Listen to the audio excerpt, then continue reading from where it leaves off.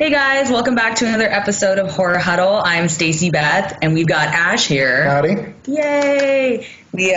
We decided to spend Thanksgiving together and have a little Friendsgiving deal, and decided why not do an episode on Thanksgiving movies. Which is harder than you would think. Yeah. Oh, by the way, this is a turkey hat. I don't know if you can tell. One of the eyes is missing. We're not good at crafting. No. All right. We're in our old age now. We don't know how to do this. Anyways, so yeah, of course, I'm sure as you can imagine, the first movie we decided to do was Thankskilling. Yeah. No, okay, now you got the stats for that. What year was it made? 2008? I think? Yeah. Oh, it was released in 2008, like at a film festival, I think. Yeah, in 2008, but it wasn't released on DVD till 2009. So, yeah. Okay. Oh, God, Thankskilling. Honestly, it's probably my favorite Thanksgiving movie now, just because how serious can you make a horror movie, around Thanksgiving? You can't. So they literally went full on cheese. Yeah. So basically the movie is about of course, a killer turkey. And not a turkey with rabies, but a homicidal, smack-talking, bad pun-throwing turkey. Who wields shotguns. Shotguns. Yeah, shotguns, axes. I wasn't aware that turkeys could do that, but, you know. I also didn't know they could talk and just, make weird, horrible and puns. Say the infamous gobble. You're getting stuff now. Yeah, or what is it? Gobble, gobble, motherfucker.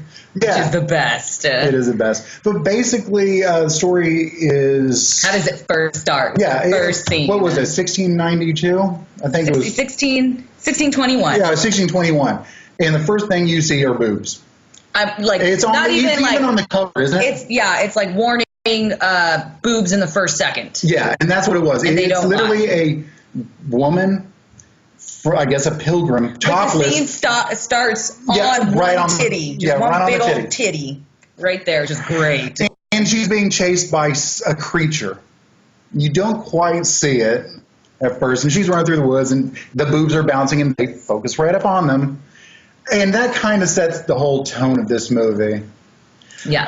And then you fast forward, till 2001. It just said centuries later, I'm assuming. So where the turkey is eventually released in a very kind of stupid way. Yeah, a dog pees on a totem pole. A totem pole that's about yay tall, it looks. Yeah.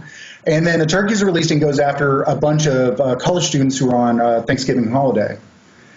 And all these kids are just, they are over the top stereotypes. I mean, there is the jock who is literally acts a jock. There's the nerd who has this weird sexual fixation to the redneck, which we'll go into detail later about that one.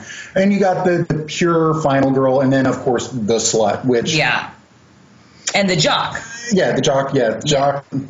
So, yeah, I wrote the names down. The good girl's Kristen. Johnny is the jock. I didn't remember their names. Is the ditzy slut. Billy's the redneck, and Darren is the nerd. Yeah, I just remember that. I didn't get the names because all they are stereotypes. They are really no more in depth than that. You don't learn anything else other than, I like flexing muscles and playing football. Yeah, and you find out why the killer turkey is a killer turkey. Yes, pretty much story goes on. They leave college to go to, I guess, their families, yeah.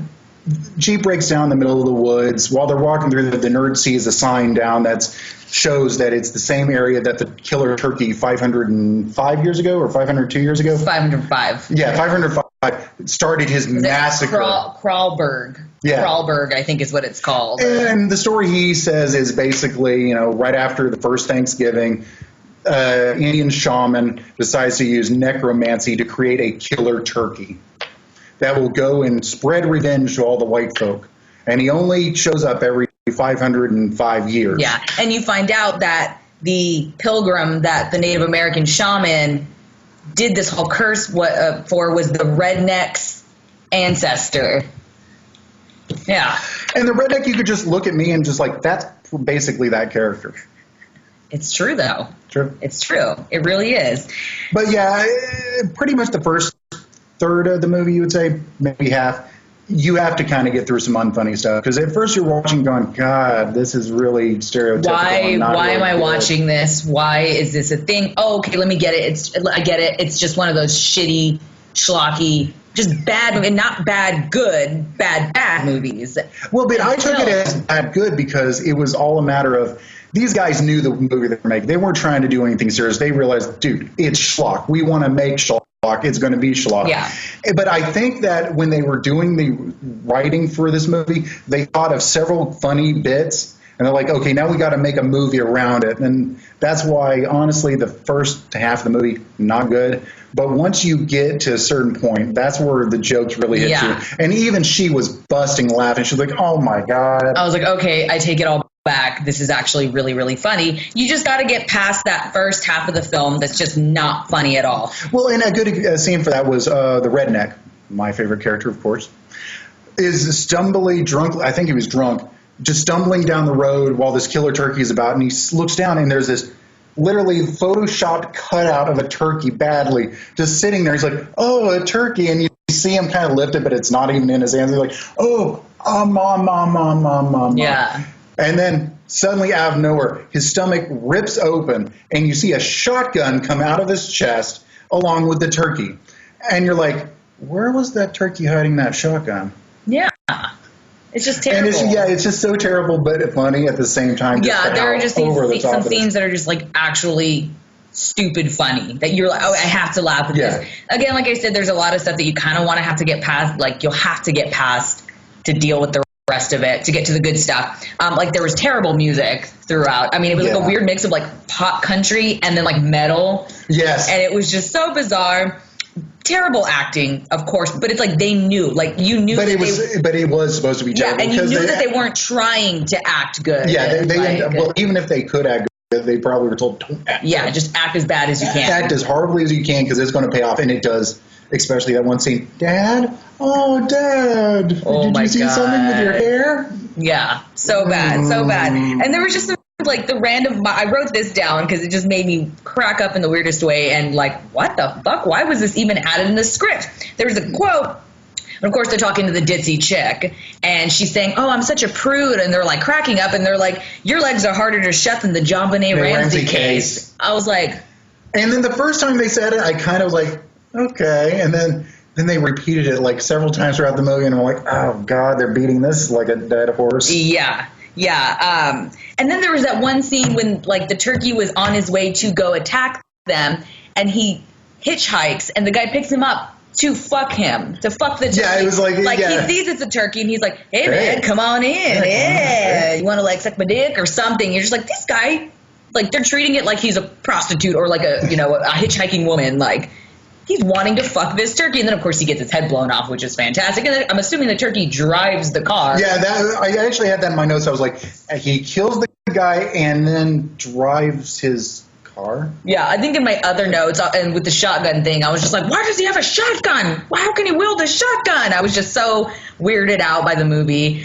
But after I watched it, I was like, wow, this is a movie I actually want to get on DVD, and I want to watch it every Thanksgiving. Yeah.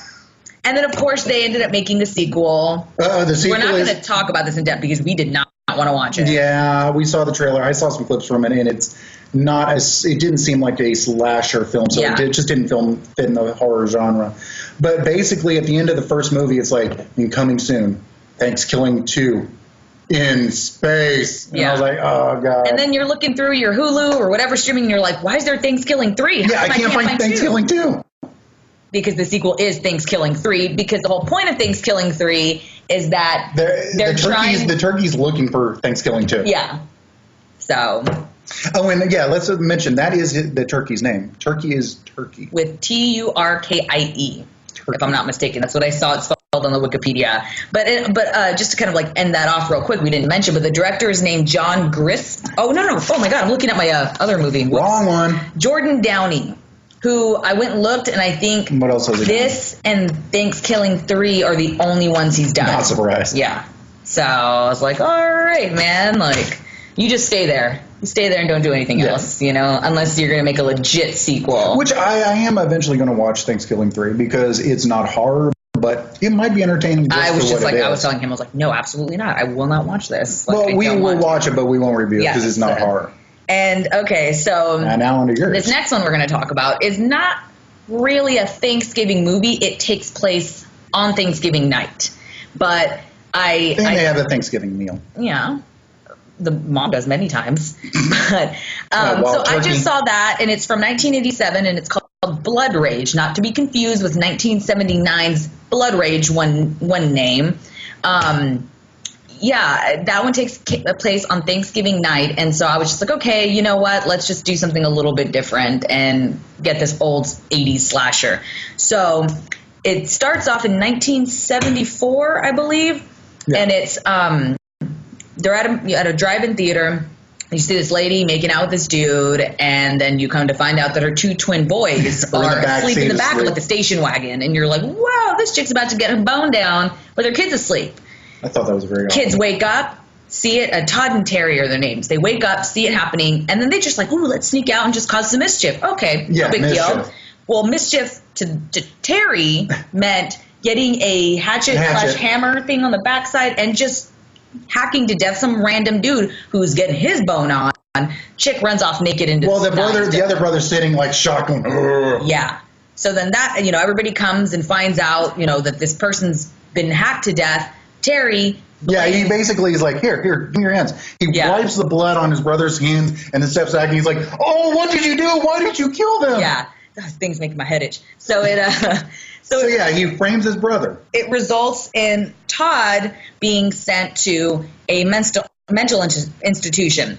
Flash forward 10 years later, and they're having Thanksgiving dinner. There's some, of course, your character building of how Terry is now and stuff like that. And so they're at Thanksgiving dinner. The mom's still kind of a weird whore, and she announces to the table that her and her boyfriend are now engaged. Aww. And Terry's like, you can see Terry's like, I'm gonna hack this motherfucker too. She gets a phone call saying that Todd has escaped. Yes. And she tells Terry. And of course, being the loving son, what does he do? And being the loving and logical son, he thinks, well, I'm going to just start killing everyone. No, for that. She's like, okay, he's gone now, but let's don't ruin Thanksgiving. Let's keep this until after. And he's like, okay. Goes back to the Thanksgiving table. Tells he's everybody. Like, hey, everybody, my brother broke out of the insane asylum. Yeah, and tells everybody. So we're like, thanks, you had one job. You fucked it up. So anyways, basically the movie is just, everybody knows some cops come, the doctor, the doctor of Todd comes. And trying to find a guy who has a gun for some reason. Who's like holding the gun. Yeah, he's like, And I'm like, dude, are you a cop, a security? What the hell are you? I don't quite know what he was. I'm sure they explained it, but I don't know what he was. So yeah, the movie just kind of is Terry going and murdering people and trying to get it blamed on Todd. And that's really the main kind of draw of this movie. And you get some of the greatest freaking kills at the beginning. And it's kind of the opposite of Thankskilling in the sense that the first 30 minutes are freaking badass. Yeah. I mean, really well done. He ends up killing the fiance. I mean, chops his hand off, and his hand's still holding the beer can. But also, moving, and then the stump is just you can see the bone in the stump, and he's like, one of the other people gets chopped in half by a machete, and you see her screaming in the woods with just all this blood, and it's great. And then the rest of the movie gets really slow, very slow, and it's paced weird. That we looked at each other and were like, "Wait a minute!" And even the kills, it just seemed like even the kills started just becoming more and more off camera. So I was like, maybe they kind of used all their budget on that. Well, that and the woman that got chopped. Yes, because that was actually pretty good. It was off camera, but when it goes back to her, that was pretty good. Yeah, I went to go try and find a budget, box office, anything, whatever. Couldn't find anything. Well, because I think this one was one of those made for VHS movies. Something like that. It was so low budget. They're like, dude, they never reported it. Yeah, the kills are great in the beginning, and then, like we said, they just kind of, and then the pacing was so off that after a while, him and I looked at each other and went, wait. Are we watching the same movie? Yeah, we go, when was the last time someone was killed?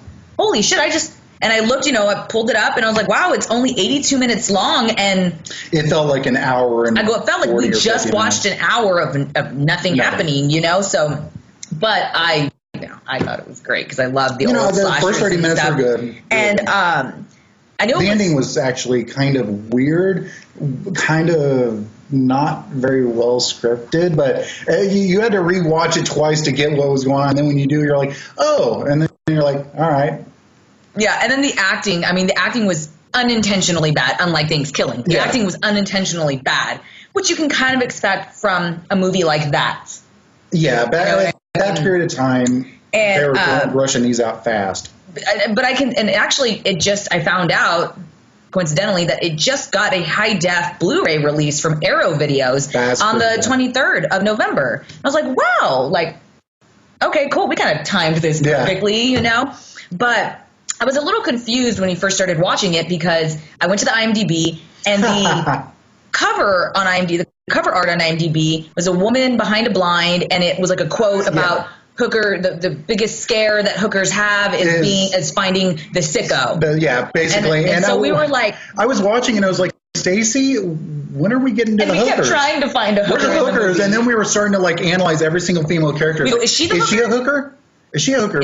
But she's bringing a John back to her house. Do hookers usually do that? Yeah. I don't think she's a hooker. And so I come to find that is for the 1970s. That was for the 1979 movie Blood Rage, and I was like, oh, which actually sounds really fucking cool. The premise of that one. And that was directed by Joseph Zito, who directed The Prowler and the final chapter, Friday the 13th, final chapter. Yes. So I was like, ooh, I want to check this shit out. But I was like, somebody needs to fix that shit because we were misled. Yeah, because even I told her, I was like, just you go on there and try to update it because that's wrong. Yeah, right. But there was just some weird parts in it that we kind of didn't understand. We were kind of like, what the fuck?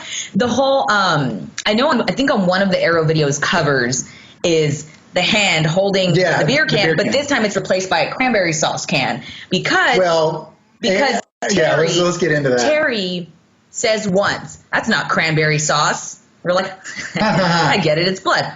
And then about 30 minutes later, he says it to someone again, and then he repeats it again. Well, and even when he's on his own, he's like, this sure isn't cranberry sauce. So I think and then he says it like literally within about 4 seconds after that. Yeah, that sure isn't cranberry sauce. I was like, oh my God, he's seen it like 6 or 7 times. Yeah, so we counted about a good 5 or 6 times. What about his mom on the phone?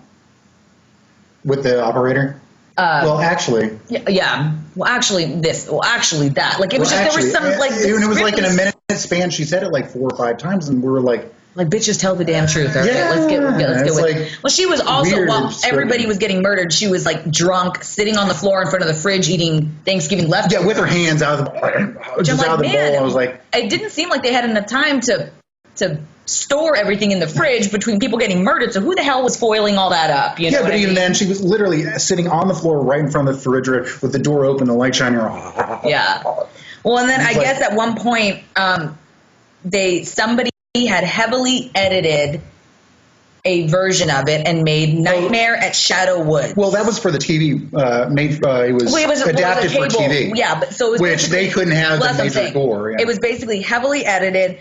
Almost all the gore was taken out, and that I think is the one that I think they said that might have gotten a very limited theatrical release. Really? Yeah. Because usually, I mean, I've seen them do that before, where you have to edit stuff like that when you put it on basic cable or anything like that because you can't show the gore. So what they do is they take out all that stuff, but to make up for the missed time, they add a new scene just to kind of let it fill that time slot better. Yeah. And that's what they did for that one. But I'm surprised even that one got a theatrical release. If you ever come across this one or Nightmare at Shadow Woods, watch Blood Rage. And if you can find the VHS cheap, buy it and send it to me because I really want it.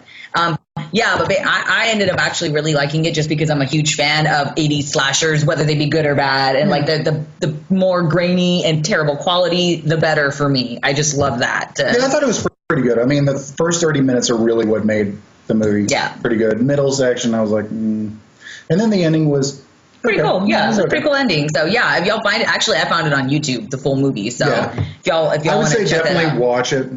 And if you got Hulu, definitely watch Thankskilling.